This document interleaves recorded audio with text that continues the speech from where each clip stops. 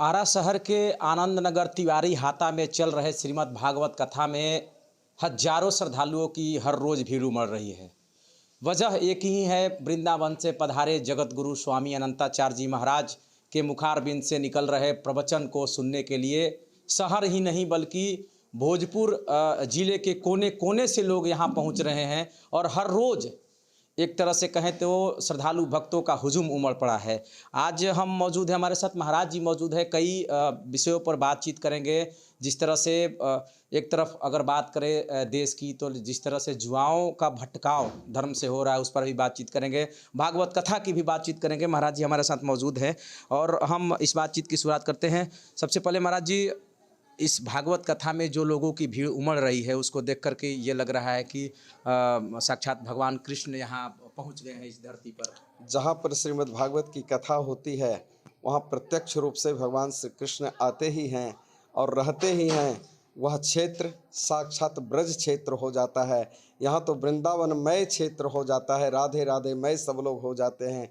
इसमें कोई संदेह नहीं, भगवान श्री कृष्ण आते हैं, ब्रज क्षेत्र हो जाता है, साक्षात वृंदावन धाम हो जाता है। महाराज जी, माँ अरण्य देवी की धरती पर आए हैं। वही धरती है जहाँ भगवान मर्यादा पुरुषोत्तम श्री राम ने आकर के अपने गुरु महर्षि विश्वामित्र के साथ उनकी पूजा अर्चना की थी। कैसा महसूस हो रहा है आकर? मुझे तो लगता है वही जैसे भगवान श्री राम विश्वामित्र की धरती पर आए थे बक्सर में। गाधि तनय मन चिंता व्यापी, हरि बिनु मरहि न निशिचर पापी।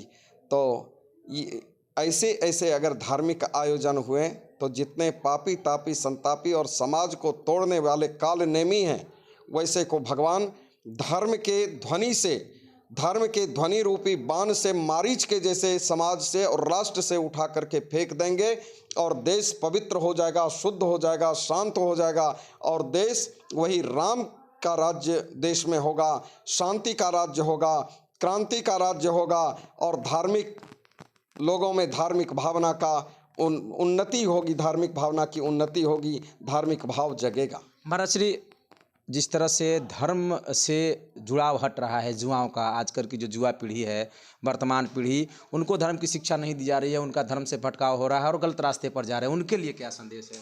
ये कुछ अभिभावकों की भी गलती है कि हमें हमारे बच्चों को संस्कार, संस्कृति और संस्कृत की शिक्षा नहीं दी जा रही है। जब हमारे बच्चों को संस्कृत की शिक्षा दी जाएगी तो वेदों में साक्षात है, तैत्तिरीयोपनिषद में, कि मातृदेवो भव, पितृदेवो भव, आचार्य देवो भव। माता पिता और गुरु आचार्य होते हैं। उनमें अगर संस्कार डाला जाएगा तो धार्मिक भाव में अवश्य आवेंगे। लेकिन आजकल के जो तथाकथित नेता हैं वो धर्म से, जबकि नेता का कर्तव्य है कि सही रास्ते पर अपने जन समाज को लावें, लेकिन वो स्वयं धर्म से भटकाते हैं। रामायण के कुछ एक आधी चौपाई पढ़ लेते हैं, उनका अर्थ जानते नहीं हैं और गलत सलत अर्थ लगा करके समाज को बरगलाने की कोशिश करते हैं। ऐसे नेताओं से मैं समाज को, समाज के युवाओं को कहता हूं कि वो सचेत रहें। जो समाज को तोड़ने का प्रयास करे उनके साथ कभी नहीं रहें। समाज को तोड़ने का, राष्ट्र को तोड़ने का प्रयास करें, उनका साथ कभी न दें। अगर हमारा राष्ट्र रहेगा तो धर्म रहेगा, जाति रहेगी, हम सभी भाई मिल कर के रहेंगे। और राष्ट्र अगर विखंडित हो जाएगा, देश और समाज अगर विखंडित हो जाएगा तो एक बार हम इस दंश को भुगत चुके हैं। इस्लाम धर्मावलंबियों के द्वारा, आक्रांताओं के द्वारा हमारे देश पर कब्जा किया गया। बाबर, इब्राहिम लोदी, औरंगजेब आदि के द्वारा कितने धार्मिक स्थलों को विध्वंस किया गया। उस समय औरंगजेब 1.25 मन जनेऊ उतरवा लेता था, तभी वो भोजन करता था। ऐसा इतिहास में वर्णन आता है। मैं कहता हूँ आज के युवाओं को फिर वैसी स्थिति नहीं आवे, इसलिए हम सनातन धर्म और राष्ट्र धर्म और भारत के प्रति समर्पित हों और हम एक एक युवा संकल्प लें। हम रहेंगे तो भारत रहेगा, धर्म, देश रहेगा तो धर्म रहेगा, देश रहेगा तो समाज रहेगा, देश रहेगा तो व्यक्ति रहेगा। नहीं तो फिर आक्रांतों के ऊपर आक्रांताओं का अगर आक्रमण होगा, न जाने क्या क्या स्थिति। महाराज श्री, भागवत कथा के माध्यम से क्या संदेश देना चाहेंगे तमाम लोगों को?